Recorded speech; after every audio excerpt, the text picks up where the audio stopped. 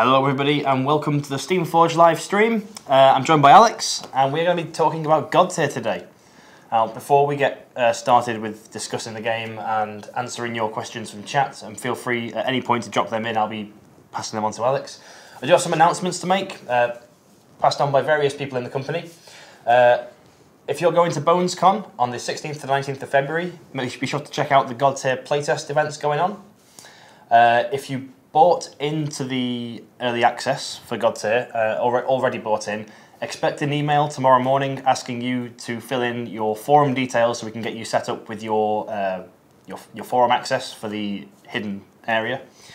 And if you buy in after tomorrow, then expect an email at the end of next week to get you onto those forums as well.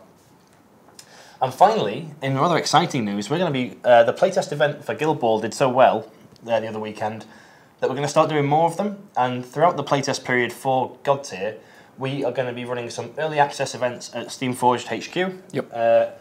With different prices depending. If you've bought into the game, and have your own kit and bring that on the day, you'll get a cheaper ticket price. And if not, then you can come along and use ours. But keep an eye out on the Godtear Facebook page and Twitter for that. More information will be out as and when it's available.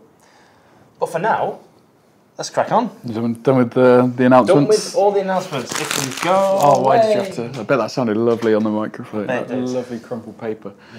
So, in terms of a starting point, this is kind of going to be a bit more of a laid-back stream. Yeah, there's no gameplay. Well, no. We're not going to sit there playing each other. I'm basically going to go through the rulebook as it is currently, and I do need to express at this point, obviously this is part of the early access thing. A lot of work has gone into this thing. Yeah. I'm sure there is still a lot more work to go, and that's what the people that come in and join us with the early access are there to do. We don't want to leave those with nothing. So we can go through the rulebook as it is currently. That's kind of to build on the blog post that went out. Was that yesterday that that blog post went out? Went out yesterday on Wednesday. Just talking through kind of the way that we've structured the rulebook and the way we've tried to present it, the way that we hope we've hit this still a well-balanced game that's very simple to play. So we'll go through the rulebook first, just explaining how some of the mechanics work, using some of the models for any examples that I need to show, for example, how you attack and how you do different things and how the scenarios work. We can have a look through the cards. So all of the materials I'm going to be showing are what I imagine will be as the materials look when they get sent out to the people when they get their kits. We will then be putting them, like the PDFs, live for people to download and have a look at. So we can have a look through those materials. And then once we've gone through bits, we'll take questions. So I'm assuming as we're going through, we'll get questions. If you have a question that comes up, try and remember it or put it down in a Word doc somewhere so you remembered you had a question at a point. And then we'll revisit those in like a Q&A section at the start rather than necessarily interrupting everything with the questions as we go. So we'll start off with the rulebook. So those that are already in the early access, this is probably quite similar to the rulebook that you will get the front cover of. The front cover will look something like that. It'll probably say version 1.0 by that point that the one goes live, and it will be dated there. Yes, we have made sure that the date in every instance has the number of the day and the month, so that we don't get the confusion between UK formatted dates and American formatted dates. I know it's something small, but in terms of version control and playtest, it's actually quite important. We start off with a nice boring contents page, then go over to an overview of the game. So that's just a little kind of fluffy intro that kind of explains what you're going to be doing. We move on to the fanciest looking page of the rulebook. Full colour as well. We're spoiling everyone. I know. So this is the game elements page. I can't quite get all of it on the camera. But that shows you everything that you get in your box. Obviously, you can also get the additional 2 champions with their followers on top of that. Rangosh, Shale and the Golem. But that shows you everything that comes in the box and what it's used for. So what having this page enables us to do is then just start going through explaining rules, and as long as you can refer back to this, you should know what we're referring to. It saves us having to necessarily have the defined terms right at the start. We should also mention that in your playtest packs, you won't receive a copy of the rules because they're going to change so frequently. It's going to be up to you to download them. But the developers will post the most recent ones onto the forums. They'll go out in blog posts and to your email as well. Yeah, so I'm currently sorting out various different documents in terms of like your kit assembly. Like you're going to have a sticker sheet, where do my stickers go? That sort of thing. And that assembly document will come hand in hand with an introductory document that will show you the links to where you, basically the hub that you are going to be downloading all the documents you need. After that, we go on to a how to win page. It's important that you know how to win at the start of a game. So a nice, easy how to win page. If you want to screen cap, do it now, and then I'm going to flip it over. Then we go into a nice basic setup. So the setup pages, I'm trying to get these as central as I can, and I'm terrible at it. So again, screen cap, and it's going to go. So the setup, again, is very nice and simple, but introduces the scenarios, and the scenarios that you need to kind of understand when you are doing your setup. Where did I bury the scenario sheet? But that's right at the back now, isn't it? Oh. So here's the scenario sheet. The front page is a nice, simple introduction with a bit of a key that then shows you the very nice and simple scenario setup and how that works. Again, everything is made to be kind of as simple and straightforward as possible. We want to get you playing straight away. Yep. The rulebook is very much structured so that as you are going through, you are learning how the game works and a step by step and learning the rules as you need to know them rather than front loading everything. Yes. And again, all the diagrams we've done, we've tried to make sure that they are friendly for those with colorblind, and also work if you are grayscale printing rather than full scale, full color printing. Well thought, well thought. That's why I'm not on the dev team or in production. So going off that kind of scenario setup and looking at the board that we have in front of us here, this here, all the way along here in the growth scenario, these would all be your deployment hexes. You can see the objective hex in the center, and then you'd have the battle ladder out to the side, and your tokens would be laid out on the side. And that is kind of the basic setup there. There's also something called a warband token, which the playtest ones are very, very simple. They just say warband 1, warband 2 on them. Yeah. I would like to think at some point we might get to a space where people are making kind of custom warband tokens. And naming their warband. So warband as a term is all your champions and all the followers combined together to create a warband. Yes, so that's all your guys together. This was actually added partially so that we had a nice easy language we could use for how the tokens that move up and down the battle ladder, which I'll explain later as we go on. Because saying move up and down the ladder is actually quite confusing, whereas if you can just say towards your warband token, it makes everything a lot easier. But it also means we can change how long the battle ladder is in each scenario. Yeah, that from the playtest game we did earlier, that's, for me, feels like a really cool thing that you can do. As I'm probably going to steal a little bit of your fun here, going for the attack-defend scenario, where you can alter, like someone can have like a high ceiling, someone can have a low ceiling for what they can actually score, but they have objectives which benefit them. Yeah, and having the points vary dependent on the scenario, and just make it so that you can kind of get it to swing the way you want it to swing, so to speak, which is definitely going to be something that comes on as we get more into the legacy and narrative components, which I guess I'll say at this point, when the playtest, when the early access first starts, we won't have any of the legacy content and stuff in there. We need to establish our baseline build the engine and then put the fancy stuff on at the end. Well, not at the end, but so we have a lot of plans for legacy stuff, and we will be adding parts of that throughout the early access. But we need to get all the basics down first, and it seems like a lot to ask for, maybe people that bought into this aren't familiar with playtesting, and we have put a lot of effort into documentation and stuff to try and make that playtesting easier.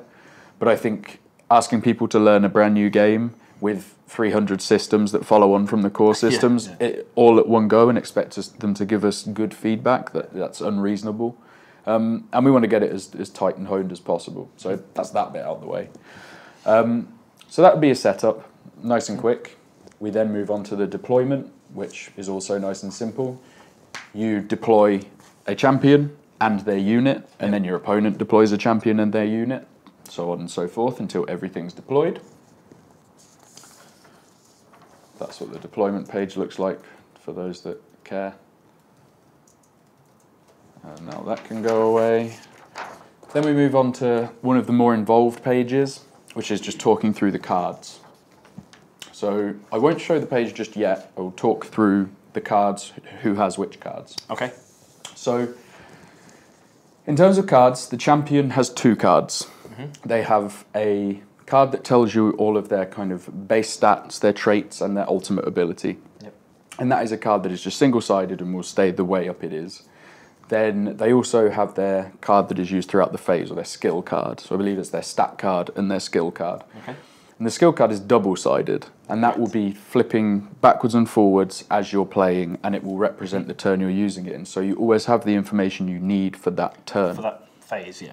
I will explain the phases shortly. That will make more sense once we get there. The followers themselves and the card that they just have a very basic card that tells you everything you need to know. Yeah, it's just the skill cards. It has the stats on it. Yeah. They don't tend to have as many skills, and they don't have an ultimate. So there's a bit more room to play with. And less card space needed. Well, this is generally going to be played at a 3 champion versus 3 follower level. But even at a 2 champion, 2 follower, or 1 champion, but having 4 cards for every champion and follower unit is just a bit much. Too much stuff going on. Yeah. So this is hot off the press. I've just got this through from Tom to show off. So this is what the playtest card sheets will actually come like as a PDF. And the idea would be that you cut the rectangle out around each card that you can see, and then you've got a fold line in the middle, so you can make sure that you get your double-sided, and whether you wrap that round an old card and sleeve it, or just use some glue to stick it together, or however you wish to do it. Double-sided sticky tape. The other card that we have is the card down here, which I will dip into a little bit. This is the class reference card. So something that we've tried to do with Godtear is make classes mean something. Yes. It started off as a very loose thing in terms of what the classes meant and what the classes did. And then after some chats with DC, we decided we actually really wanted to make a big deal of the classes. So each class has a special rule for the champion, a special rule for the follower. Okay. And depending on the class that you have, that is the rule that you have. So running through the classes, and I have one of these nice double-sided ones over here. So the Guardians, Rodri in this case, so Mr. Dwarf, him and his followers are Guardians. Generally speaking, at the moment, the followers are usually the same class as their champion. There is space to swap that around if we think it's necessary, but generally speaking, to get them like playing as we want them to, it generally makes sense that you would have them the same class. For simplicity, especially to begin with, and you never know, down the line with legacy stuff, you might be able to flip your champion into from being a Guardian tank to, I'm going to be Slayer focused now and get the Slayer benefits. Yeah. So our 4 classes are Guardian, Slayer, Maelstrom and Shaper. Guardians are your tanks, and their special rule is that when they would be repositioned or moved around, the distance is reduced by 1, so they kind of get where they want to be and they stay there. They're good at holding spots down. Yeah. The Guardian follower ability is that when they are adjacent to their champion, so if we were in this situation here, and Rodri was to take a damage, one of his Guardian followers could take that for him. So they kind of have like that sacrificial style thing to them. Yeah, so it's sort of like, I guess for them, they're like the Hearthguard, and we'll throw away their lives to keep their champions safe. I guess would be their backstory for their reason for jumping on the arrow. 100%. So then we move on to the Slayers, who are relatively simple, and they are your guys that kill things. Yes. So of the starting 4 that we have here, we've got Lorsan, who's an Elven Archer.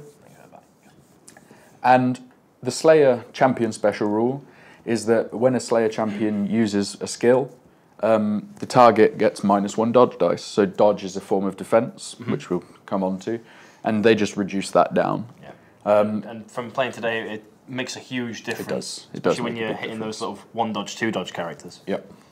The follower one, the followers gain the same ability when they are adjacent to their champion. Yeah. So I don't know if I even say this, but I will. A part of this goes into a long discussion we've had about unit coherency and how it feels like a nuisance to have a stat that says these guys must be within this range. So what we've tried to do with a lot of these rules in places is kind of try and reinforce this, keep them together, keep them near their champion because you'll gain a benefit. When we get onto Wraith Marid shortly, you'll see how he is an example of where he doesn't benefit anything from that. He wants those whirlpools to just be everywhere available for him, or even not even on the table in some cases. But that is within his design that these spread out, whereas for these guys they want to be close together. And for the Maelstrom champion, we'll get onto their rule in a second. They're almost pathfinders to a degree. They're kind of corralling people up for him to be able to hack them down. So now we'll go on to the two slightly more complicated abilities in the Maelstrom and the Shaper. So the Maelstrom is basically AoE damage. He's there to take out clumps of infantry. That's Blackjaw. So Blackjaw of the starter fort is a Maelstrom. So whenever he makes an attack, he makes the attack against each enemy on the hex. On the node. So if on the hex, sorry. So let's say he was attacking these dwarves. Normally you just pick one of them, attack that one, but he would make an attack. He would be able to attack all of them and clear off a node. Yes. The hex. So I did actually have a discussion with DC prior to coming into this, Yeah. based on the wording, because we weren't sure when we were going through that playtesting where the wording was tight enough. That would be an individual roll against each one. So it's not one roll and that damage goes against all. You'd roll against each individual one. So it's not all or nothing. Yes, you can get. It did feel like that when we played it, and Ronan cleared off the whole hex. I was like, oh, he got one. He got a very good roll and destroyed an entire. But then on the other foot, if he rolls, if the shoe's on the other foot and Ronan sat there like, wow, I did nothing. I did nothing, and like the whole So I think that's the right call for that. And then the Maelstrom followers, now they have possibly my favourite one in terms of just how cool it is. Yeah. Like, it sounds so not irrelevant, but it can become so irrelevant. So relevant. So relevant, even. yeah. So the Maelstrom followers are able, generally speaking, as a general core rule, you can only have one model type per hex. Yeah. So followers, you can have up to 3 of the same followers on a hex. If there is only one enemy follower on a hex, Maelstrom followers can move through that hex. Yeah. The reason that's interesting is obviously he is very good at clearing off nodes. Yeah. So you want to spread out with your followers to prevent them just being cleaved down. Cleaved, yeah. But then you're opening up the board for the Maelstrom followers to kind of run around as they please. Romp around and make you worse. And then finally the Shaper, who I think initially my favourite was the Maelstrom. I just loved I loved that special rule. A bit of control and sort of dilemma it puts you in. Yeah. I spoke to DC. I've probably spoken to DC too much. Okay. And he's accidentally, subliminally convinced me that Shapers are the coolest. He's wrong. It's Rodri. It's Rodri is Guardians and Rodri. Kind of want to make Rodri a Shaper just because. Could you imagine? Just because then it's like shield the power couple. Yeah. So Shapers, their champion special rule. This will make more sense when I've gone over damage resolution, but essentially, unless the damage is listed in the effect of a skill, they don't do damage. Okay. So they can have extra dice to make it so that they're controlling abilities and stuff. Much more likely to hit. But it means they don't necessarily do more damage. Yeah, because that was something that you have mentioned that explain when we come on to it, but they were doing too much damage for what they are meant to be doing. We were having to make them do too much damage to make the things we wanted them to do reliable. Yeah. So we made it so that they don't do damage as everyone else does, but they will have listed damage in effects when we want them to do damage. Yeah. And then the followers have a nice simple rule. All other followers are not allowed to go onto objective hexes. Yeah, that's apart from Shaper followers, who can move on to them but can't end their movement on them. Right. I guess we can talk through a bit of what Wraith Marid does later. Yeah. But he is like, he may not be the prime example of a Shaper in terms of a lot of the things he does. He definitely has a bit of Guardian in there somewhere. Yeah. But the way that he uses the special Shaper follower ability, it's so cool. Is kind of. He has been by far one of the favourites or fan favourites in the Facebook groups and on Twitter. People who've seen him at SteamCon loved the idea that he could teleport to these whirlpools. So that stayed, and it's even better because these can now move through objective hexes. So you can do some really cool, like popping up and down all over the place. So that's the class rules. That's gone through those. Again, they may change. Some people may be looking at this and thinking, well, that sounds ridiculous. It may end up being. We'll find out. But that's your job to figure that out. And everyone that's done the early access, because I need their feedback. Yeah. Just a quick point for there's a couple of people asking if you are part of the early access or you're thinking of getting part of the early access. Nothing's NDA'd. No. So it's all going to be open. You can chat about it. Content creators can make content about it. You can take this set down to the game store, your local gaming store, play with people there, get them excited about it. So nothing's NDA'd. You can talk about everything going on. The reason we have the separate forum is because that is where we will be gathering feedback. Yep. And just in terms of us being able to go through this feedback and actually make use of it, we need to have it so that we can't just have members of the public popping in a battle report and be like, oh, this sounded like a cool game. It's 2,000 like people go all shouting their idea. You want it to be the guys who have bought the set, and if you imagine if you've bought that early access set, you are the playtest lead for your group. Yep. They will answer to you, and then you will give us your feedback. Yeah. And it makes it 1 point for us to talk to you, and you can pass that back on. It's just a little bit easier all around. And we have tried to, as I said, have a big focus on making that an easier process for those that aren't familiar with it. So we do have a playtest guide that looks like a really intimidating document, but it's really nicely worded to make it not sound too threatening.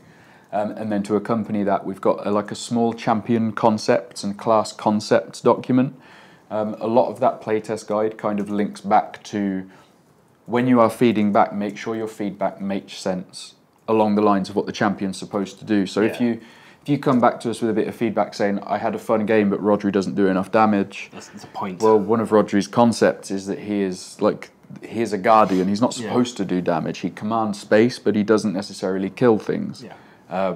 So if your feedback was to be Rodri doesn't do enough damage, you'd need to check the concepts one to make sure that that makes sense. And we tried to make that as easy as possible.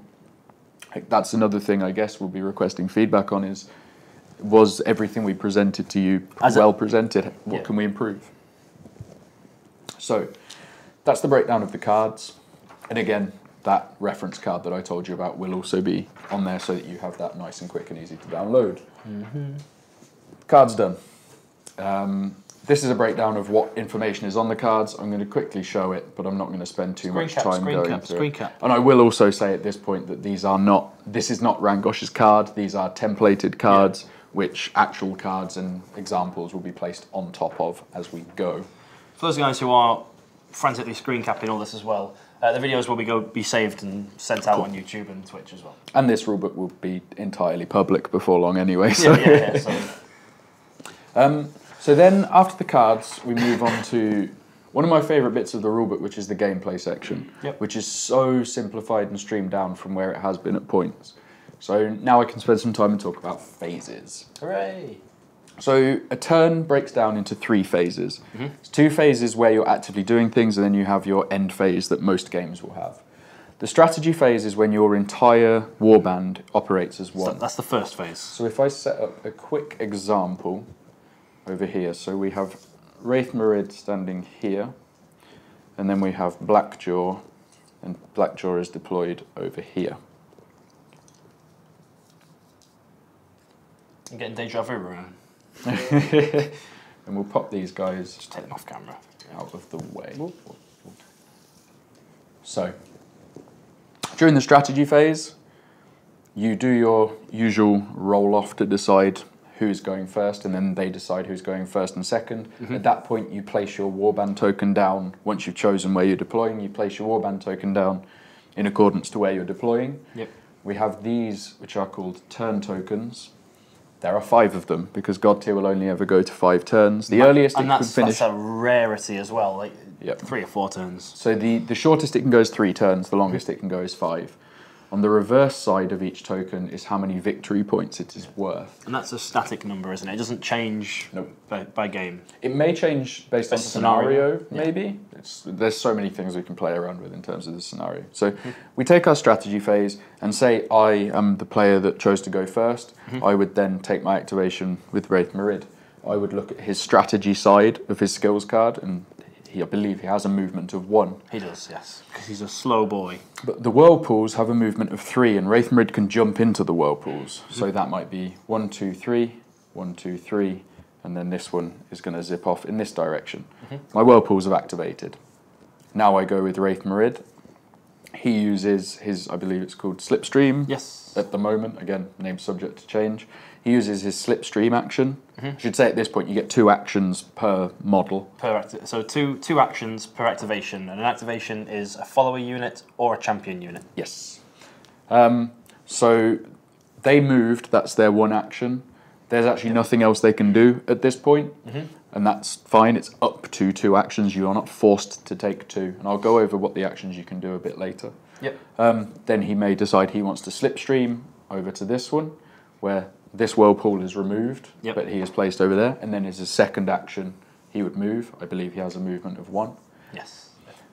And then that would be those 2 done. Those 2, you've got your 2 remaining ones. And these guys have got a load of speed buffs, and these guys would probably be over here somewhere. Rabble, rabble, rabble. And he'd just be like laughing about there. They're quick.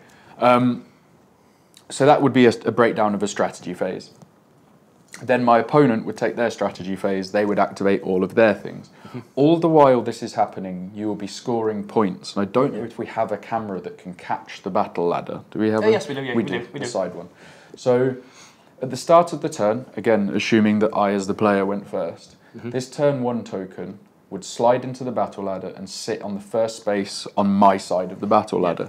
Now, when we played the playtest, I thought that was a bit of an odd one. Like, you get first activation and you get 1 point ahead of me. But I found that actually going last and being able to know what you needed to know achieve. What I need to achieve gave me much. Basically, if I held a champion unit back, then it could go and score a bunch of points, and I could make a really effective activation. So starting on your side, despite having first activation, isn't always not always as big as it seems. No. So that starts here, and then if we say during the strategy phase, the player using Lorsan was able to kill 2 of the followers of Blackjaw, then they get 1 point per one they kill. So that would slide 1, 2 to there. And then we could say that's all that happened in that turn, is 2 orcs died. Nothing else happened. Then you'd move on to the tactics phase. And this is where it gets interesting. People in the chats have already been like, oh, it's lump activation. But wait. So then you move on to the tactics side. Once you move on to the tactics side, it's alternate activations. So you'd go back to the first player. They would choose a model to take their 2 actions, and then your opponent would. And then it's alternating backwards and forwards again. This is still moving up and down as you go. Someone in chat said it's a great visual representation of how the battle is going for you. And where sort of the balance lies. So we go through that, and again, I guess now would be a good time to talk about the actions you can do, right? Yes, I think we've seen movements and we've seen a few abilities that you can do. So yeah, let's talk about the various actions you can make during your model's activation. So the basics, advancing. That is just moving. You move your speed stat. Then we go on to, I'll save skills for last. Then we have an action called Call Banner, which is an action that only champions have. Each champion has one of these tokens, and it has their little portrait on it. This is their banner. Yes, this is for the guys who've bought the early access pack, an MDF token with a cutout, or is it? That's a sticker. That's a sticker that you stick on. So that is Blackjaw's banner. Blackjaw can then use an action to place his banner on an objective hex. If you place a banner on an objective hex, it moves 1 towards you. At the end of a turn, if it's still there, you're considered to have captured it, and if you have captured it, then you would gain currently 3, again, numbers subject to change. An enemy champion could come and trample my banner, that's called a crush, and they would get 2.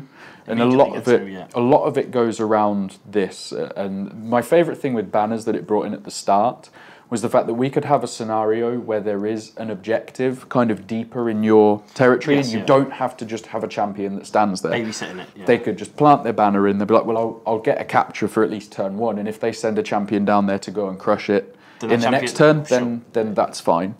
And then they plant their banner in there, so now I need to turn around and go and get him.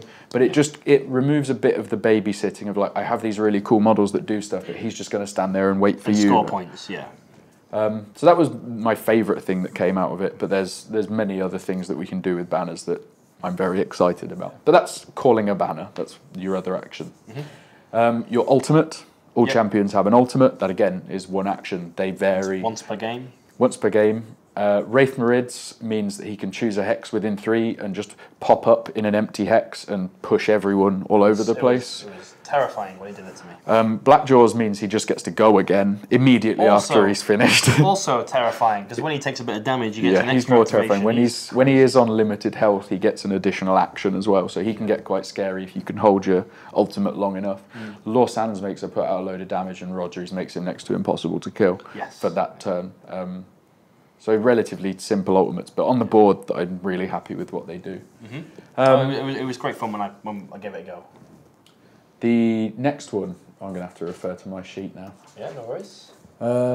Rally. I forgot about Rally. So when you kill champions, so this is one that I think will either split the crowd or maybe even people will dislike at first. Okay.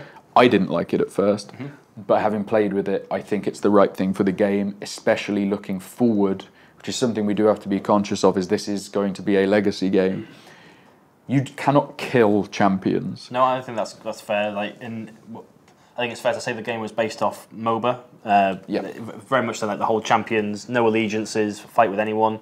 They don't die, and you don't have that one life like a PUBG or anything. So coming back very quickly into the game is what keeps it interesting. So when we were looking at recursion, we know that people like killing things. So don't worry, followers can die. They can just be removed. Yeah. But champions, however, when they are killed or knocked out, as the case may be. So we'll use Blackjaw as an example. Say Blackjaw was having a little fight with Wraith Marid, and Wraith Marid was able to kill Blackjaw. When he is removed, when the amount of wound cubes that he has, so in terms of the playtest, damage will be tracked on little red wound cubes, and you place these on a model as they are taking wounds. As soon as the amount of cubes on a model matches their wound stat, then they are knocked out. The player that used the attack that was able to knock them out moves them up to 3, so he could just put him there if he likes. His banner would be removed, and then the really fancy KO side would be flipped over to the KO side to show that he is knocked out. And he would stay on the floor with all of those wounds on. He can still be interacted with. If Wraith Marid then was to legendary over to here, he would be pushed to. They can still be interacted with, but they cannot have more wound cubes on them and their wound stat, so you can't keep damaging them while they're on the floor. But you can push them around and relocate them. So say this is where Blackjaw is. When it comes down to his activation, he can use an action called Rally, which is quite simply, we remove that, we remove 2 wound cubes, he's back in the fight, he can keep going. And that is a core rule, so everyone always recovers 2 unless it says otherwise. Rodri, I believe, has a trait that says he gets 3. Yeah, because he's a beast. So then we also have Recruit. So Recruit is an action that only followers can do. And that brings back a model that has died, and so say these guys are up here, this guy's dead, they choose to do a recruit action, he would get placed on, and they get placed adjacent to the champion, so it's to show the champion gathering more forces. He's like, sure, they're dead, I've got plenty more where they came from. If they can't be placed next to them, they go into a deployment hex. So that is... Makes sense. It's just that they're both strong abilities. Obviously, you want to do it for your champion to get them back in the fight. But I found the follower ones, because it is half your action to bring them back. And you can only bring 1 back, is that correct? You can only bring 1 back. You had to time it correctly.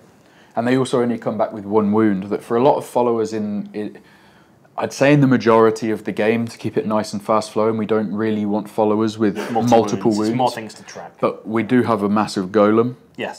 So he, for example, only coming back with 1 wound means getting rid of him again isn't too difficult, but Shale's ultimate may or may not be just bring him back with full health. Well, he's only got the 1 follower, hasn't he? So. So that's the recruit action.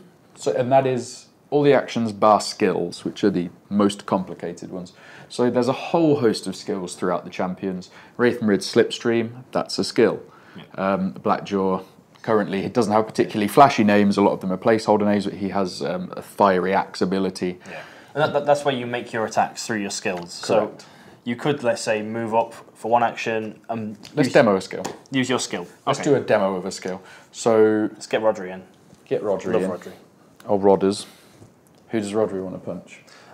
Well, he's going to get punched by Blackjaw. I think that's the Guardian's getting hit by the tank, or the big damage dealer. Well, AoE damage dealer. AoE damage dealer. So we'll use an example attack that Blackjaw has, and I believe his dice pool is that a dice pool for one of Blackjaw's attacks? They don't know. That'll do. Sure, it is. Rodri has 1 defense. Yep. So we throw that into your dice pool. You declare you're making your action, you check it's in range, you check the dice it has, and then you would check the defense, you roll them. Now we take the defense and we remove one of the lowest numbers. So you'd remove one of those ones. So this is the dodge statistic. Yes. And it's 50-50. If it comes up with a symbol, you remove one of the lowest values, or the lowest value in a tie, it doesn't matter. If that had been blank, then that would stay. Yes, But correct. It was successful, so that is removed.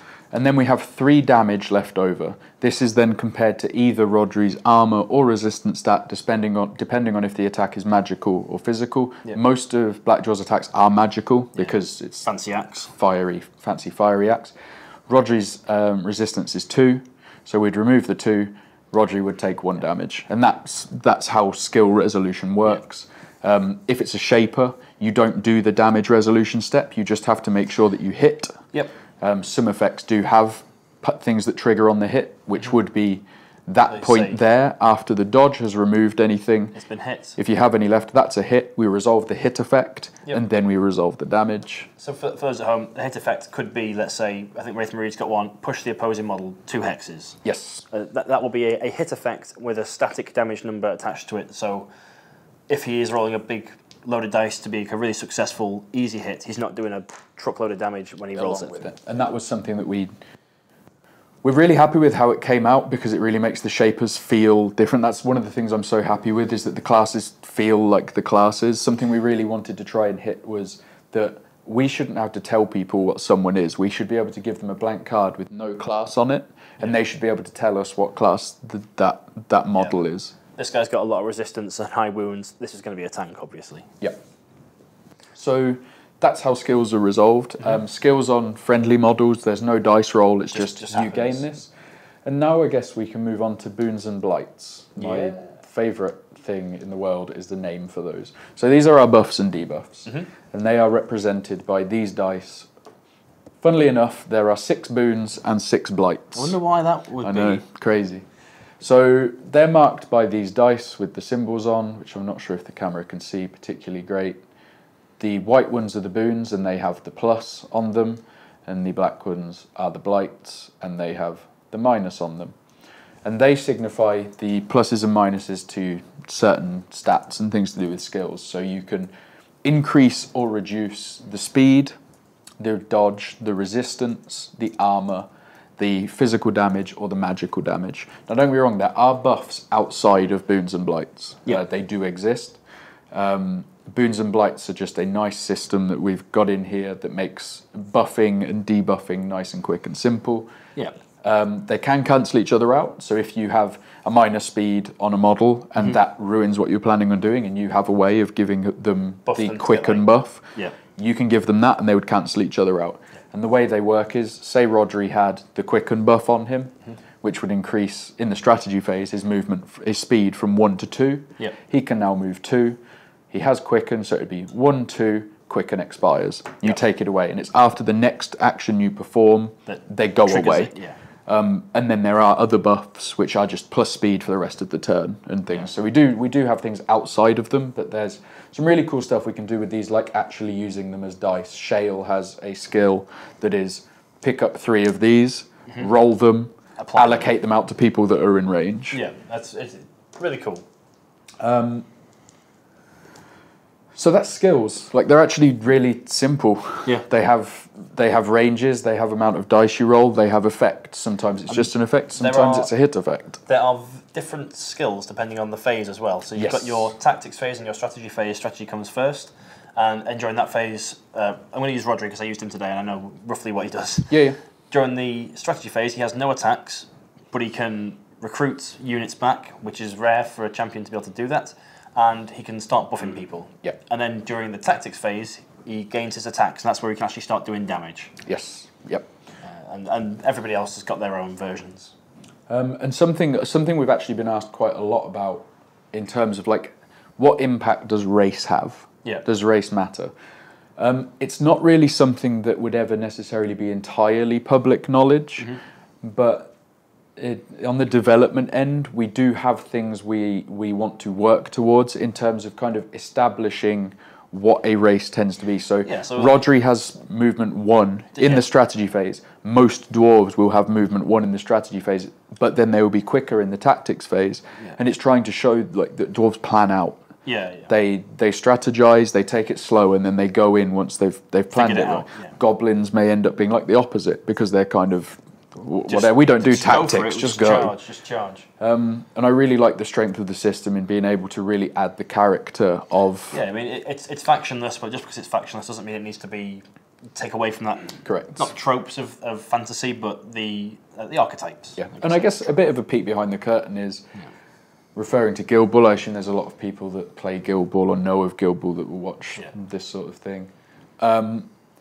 Guilds are such a nice thing to have in terms of development because they give you your guidelines. Like if someone probably gonna have a dodge, easy access. But you could be making a player. Say someone's just sitting down and they're making a player.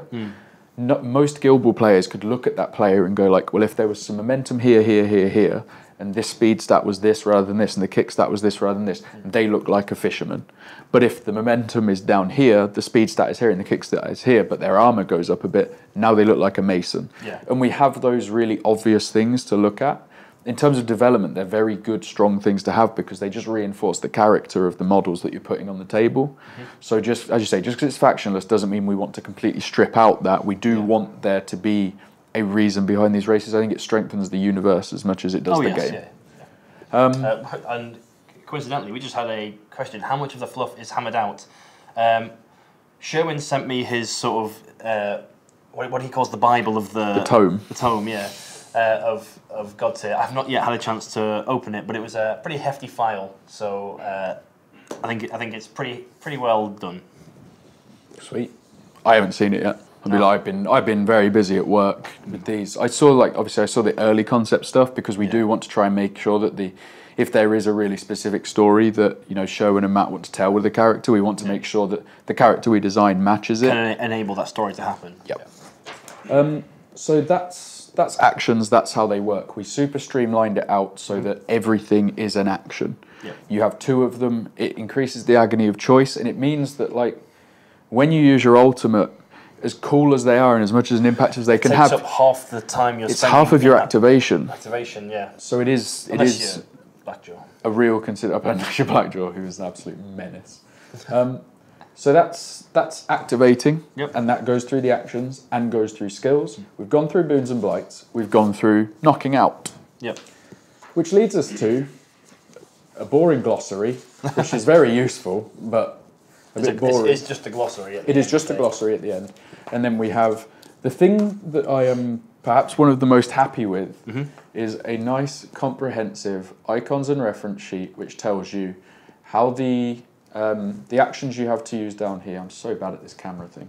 The actions you have down here, how the token moves according to what you're doing down here, what your different icons and symbology on the cards looks like, and then what the different boons and blights are down there. And that is the rulebook. It comes out even with a 3-page glossary at 18 pages. And if we go back through it, this hasn't been optimized, because if we look at the first page, there's a big old gaps that we can fill in places, and some gaps may or may not have been left to add in things for like potential terrain rules and things like that. We are planning ahead to a degree on things we want to add to not front load too much on what's going on. The only thing that I think I want to talk through in terms of what we have currently that will be going out to those that have got the early access kit or maybe interested in the early access kit and want to kind of just learn a bit more is how the scenario works, because that's one of my favourite things. So I'm going to go through what we call the end phase. So we've gone through strategy phase, we've gone through tactics phase, and now we need to go through the end phase. The end phase is usually where any things like this, any tokens that are out, would go away. In most games, you just clear the board. Godtear, Boons and Blights stay out. Before someone asks, no, they can't stack. Someone can't have 12 dodge boons on themselves. They don't stack, but they don't go away. They stay until you use the ability next. That's when they expire. So in terms of actual cleanup, there is nothing that needs to come off the board unless you were to have a token that is like saying Rodri's ultimate, for example, lasts a turn, and it means that he gains extra defense, and it means anyone in a hex adjacent to him does for the rest of the turn from when you popped it. So you may have a token on the board that shows that, so that would come away. But that would be it in terms of cleanup. We want it to kind of feel nice and fluid. I don't like it in games, especially when it's trying to show battles going on, where it's like you almost have that point where everyone that's fighting is like, okay, guys, pause. Could someone stitch me up? I'm bleeding. And I've got a runny nose and a cold, and I've fallen over. I don't like that part of it. I like it to feel like all the turns are connected. It's just an ongoing battle. In terms of scoring, which is something people are probably curious about. So say the turn token was currently over here, if we've got the camera that can see the battle ladder. So we do calculation of any points here. You'd see that Blackjaw will gain capture of this zone. He's the only one that has a banner over it. So the turn token would move 3 here. After the turn token moves 3, that is turn up. So after everyone's scored all their objectives, that's when it turns over. Yes. So at that point, the turn ends. And whichever side of this ladder that token is on, that player wins. So I believe they can see, if you just point to it on stream, there is a central line on the ladder, and that is the dividing line, basically. Yes. So whichever side of that dividing line, whoever's warband token it's closest to wins the turn. On the reverse side of the token, it shows, back that way, it shows how many VPs you earn. So I, as the player using Blackjaw, get 1 VP. And it's first to 5. Turn 2 is 2 VPs. Turn 3 is 3 VPs. That's where it stops being so. Turn 4 is 2 VPs.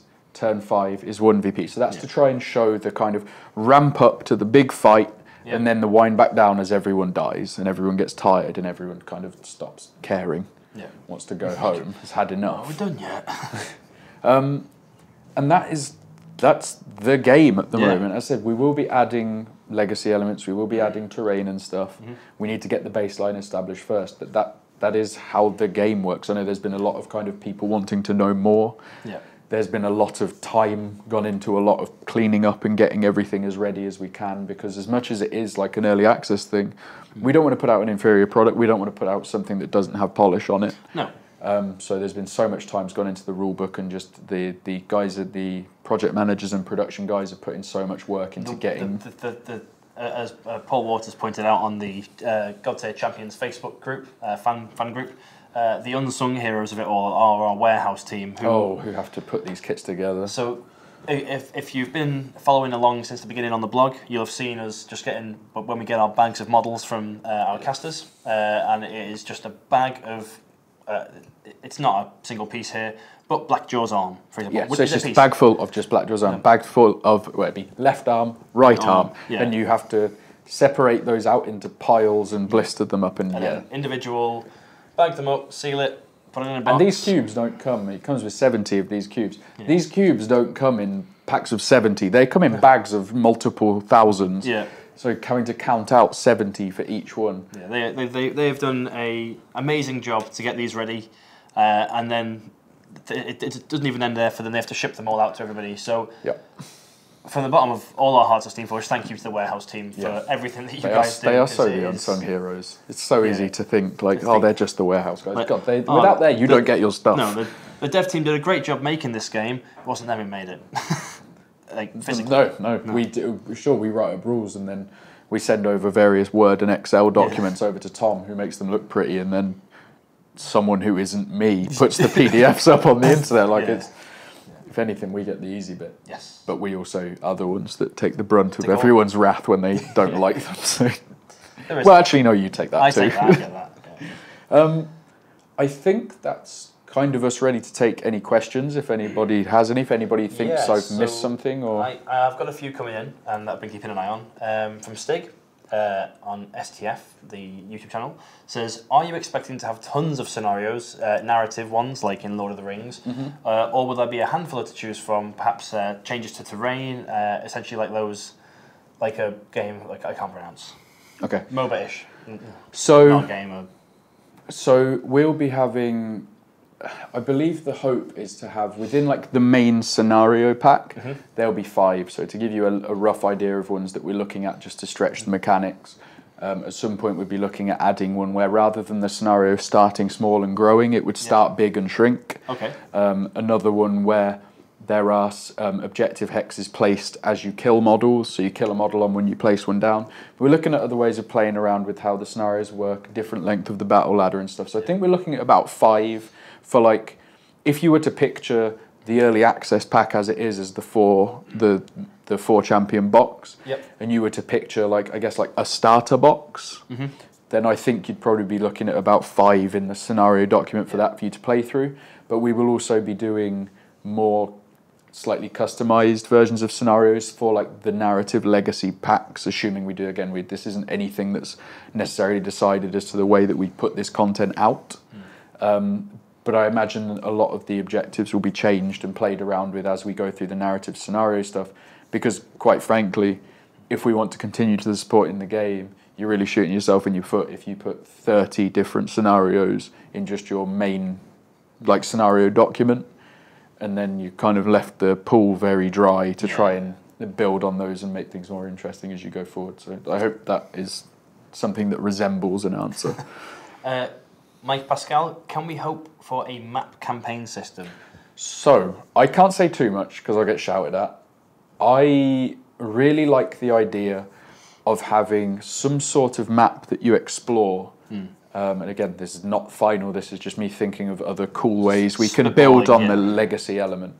But I really like the idea of an open map with different locations on it. So that could be working titles, Volcano Land, the plains, a forest, Giblin's house. Yes. And don't go there. When no one ever goes to Giblin's house. No, I don't. Forgot what I was saying. Go on. That was stupid Go on. to say it. So I play. There, does it? No one goes to Giblin's house. Full stop. Carry on. Thanks, Alex. The legacy of Giblin. No one comes to my house. So I might play. I can put a sticker on. I might. Days since accident. So I might have my first game at Volcano Land against someone that I'm playing with, and say at the end of that scenario there is just a campaign deck or something along those lines that says the player that loses this game may choose a modifier from this deck which will permanently affect all games in Volcano Land from that point forward. And that might be champions. It could be either when standing on objective hexes you take damage because it's lava. It could be champions with the troll keyword gain extra speed. Because they're cold-blooded and they like running across hot things. I'm entirely spitballing, but having ways that map locations can permanently alter what happens. So the next people that go and play at Volcano Land, well, the game I had there in the first week, it's changed for theirs. And then I like the idea of getting emotional attachments to locations. I don't want to go to the plains. That place sucks for me because there's vines everywhere that slow me down. And I'm a dwarf who moves once. And I'm a dwarf, and that's awful for me. So perhaps, at the very least, if I lose that, perhaps I have the option to remove a modifier. And that sort of thing, and that's what one of the things I'm playing around with. I'm trying to think of the best way to implement it, but that's something I've been playing around with.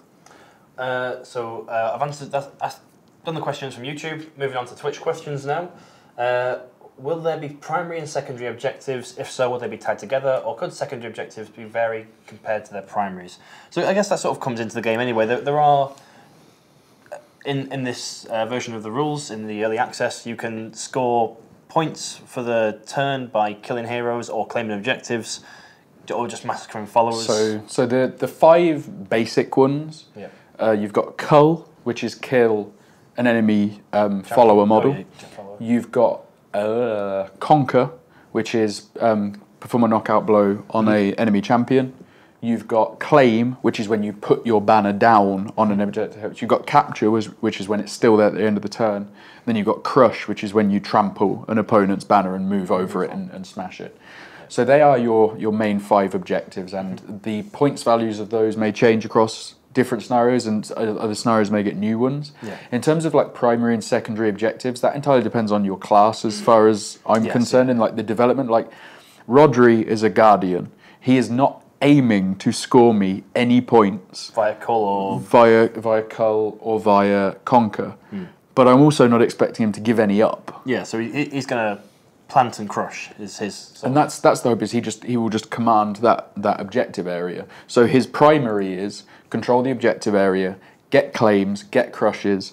If I get it, get a capture. Yeah. But who knows? Lausanne, she is Cull and Conquer. That's her primary. And maybe Rodri's secondary, you decide, is Cull. Like I'm gonna try. He's gonna kill one follower. Just get me a point. Get my toe over the line and bring it back to me, just to like out of desperation. But yeah, there is no kind of preset like primary and secondary. We want to give it a nice flow so that you get to a point once we have more than 6 champions where you are choosing the champions based on what you want your objective in a game to be. If you just want to murder things, you probably take a Maelstrom and 2 Slayers, or 2 Maelstroms and a Slayer, all Slayers, all Maelstroms, maybe a Shaper in there to shove people around and control a bit. But you will hopefully get a feel for that, and hopefully, much like me and Jamie, who will be having a fight over who gets to keep the Rodri model after this, Jamie's going to lose because I made him. I'm holding him. Oh man, okay, Jamie's going to win. And I will not go to his house to go and get it, because no one goes to Jamie's house. This is the one visitor. Just go on to some other questions.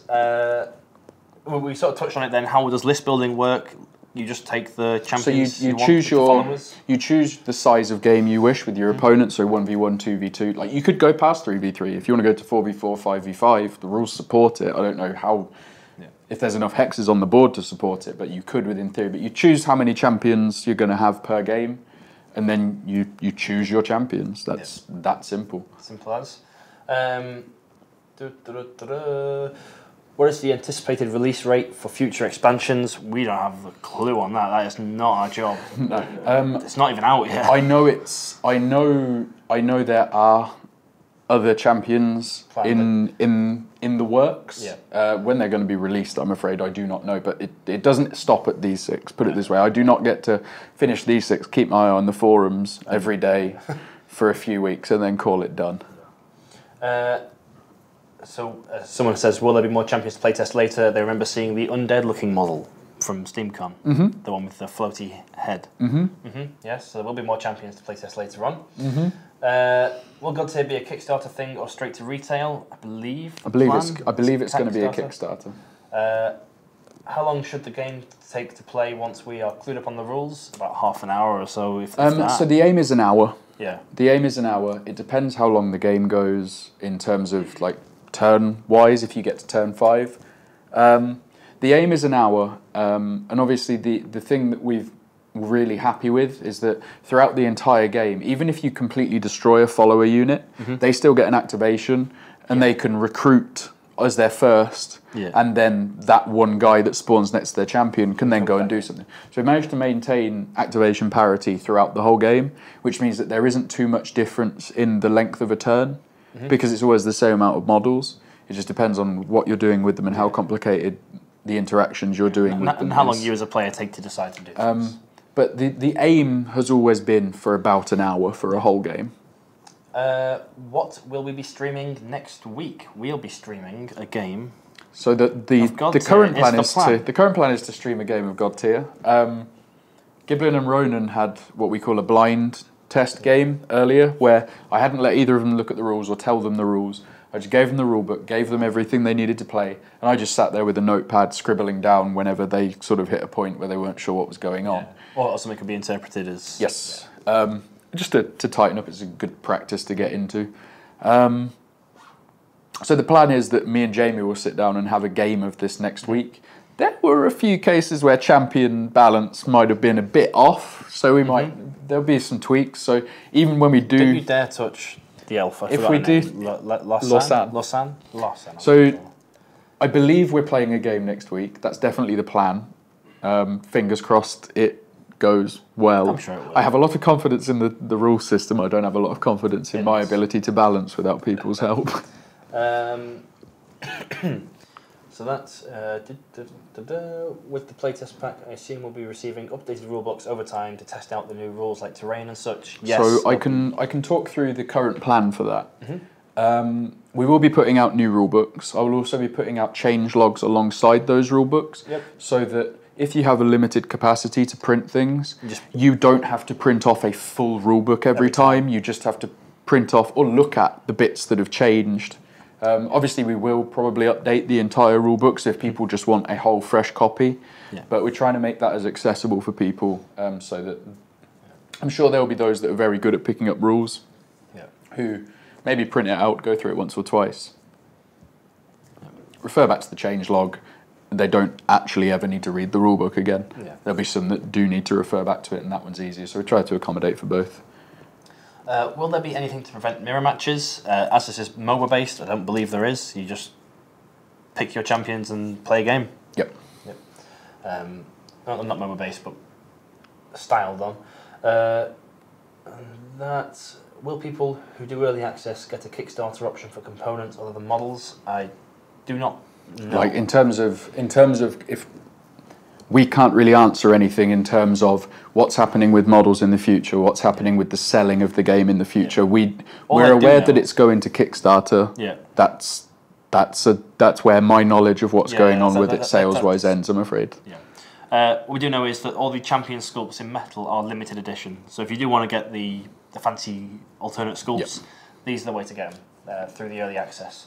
And then the final question that I can see comes from back onto YouTube.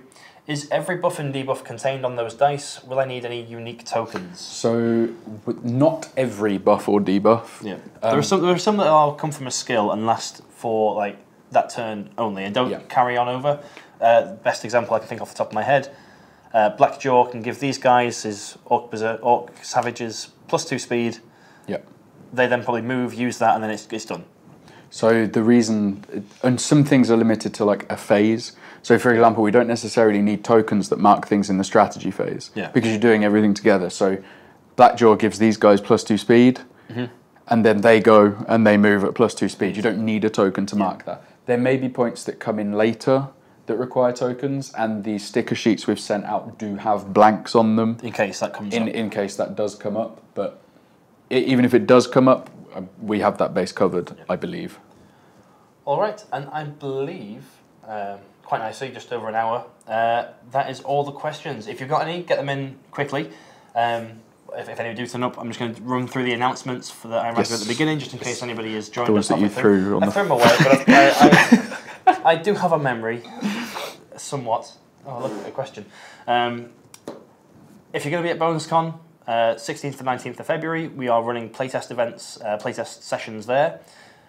Rather excitingly, throughout the playtest period for Godtear, we'll be running playtest events at Steamforged HQ, like the Guild Ball playtest event that went on the other weekend, with cheaper tickets if you've bought in already. So for those of you asking questions about other champions, that either are or maybe aren't but might be considering early access, if you can get to Manchester, there may or may not be champions outside of the 6 I say everybody's seen. Everyone's seen the models for. But no one's you now have more of an idea of what some of their rules do, but you don't have the full picture.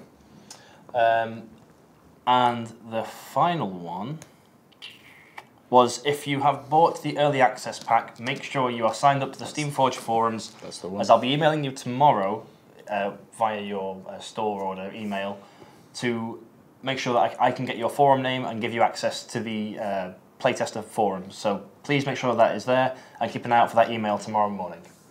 A few questions did come in before we wrap it up. I tuned in a little late, but will this still be the mostly open info like Guild Ball, or closed info like a hand of cards? All open info. Yep, all open information. And will the early access game come with a game mat? It is, what's the technical term for it? I just called it a laminate mat. I don't. It's a bit of laminated paper, but they're pretty durable. This one has been used an awful lot, and it's holding up pretty strong. These were one thing that I think double laminate. It's like double laminate poster sheet or something along those lines. The project management guys that helped with the production on this smashed it out of the park with these, because being 100% honest, the mats were the one thing that I wasn't sure how they were going to end up coming out, and I'm actually really happy with how they came out. So yes, these are the mats that you will get in the playtest pack, and they are like a papery laminate thing. And I'll do one more question before we close it off there. What classes are Shale and Rangosh? Shale is a shaper. Rangosh is a slayer.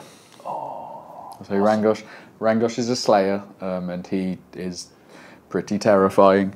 And Shale is a shaper, and Shale is up there with my favourite because I have an affinity with Shale from back when me and Matt Hart were at DC's house last year, and Kyle, he was then called Kyle, and it had a profanity ahead of it, and I strongly disliked Kyle back then. He was very annoying, but no, I've grown to love Shale and the Golem. They are really cool shapers. Like, I guess I shouldn't necessarily have a favourite, or no, you shouldn't, except Rodri.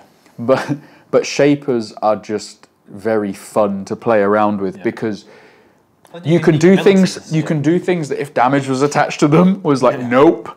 But you can just do some weird. You can do some super weird stuff with them. Like, I love his rolling the Boon dice to put them out. Like, and that's just because I like weird stuff like that. But yeah, I'm a big fan of Shale and the Golem. I really like Rangosh. But Rodri is life. Rodri is life. I have like a weird thing with dwarves in fantasy games, so I can't resist the draw of for me, I think, a dwarf with a massive shield. During our playtest game, I was like, it's Gimli and Legolas. It's Gimli and Legolas. At one point, running around. At one point during development, Lawson's ultimate was called Legolas Action Scene because there is a point where your brain goes to mush in terms of naming things. You're like, I'll come back to that. I know what I want it to do. It could just be called this for now. All right, I've closed down Twitch and YouTube, so I'm not taking any more questions. Thank you all for watching along. Be sure to tune in again next week when we're actually going to be playing Godtear, and you can see all the mechanics in all their glory. And thank you for your questions. It made it fun for us. Yeah, thank you very much for watching. I hope those that wanted more information feel like they've got it. I don't have a huge amount more I could give you, so if you don't... Also, keep an eye out on the blogs because there are some more coming that I can't say the words, succinctly say what we've said. Yeah, so a lot of the blogs coming up will basically put into words a lot of what we've just explained here. All right, I will call it there, guys. See you again next week. See ya.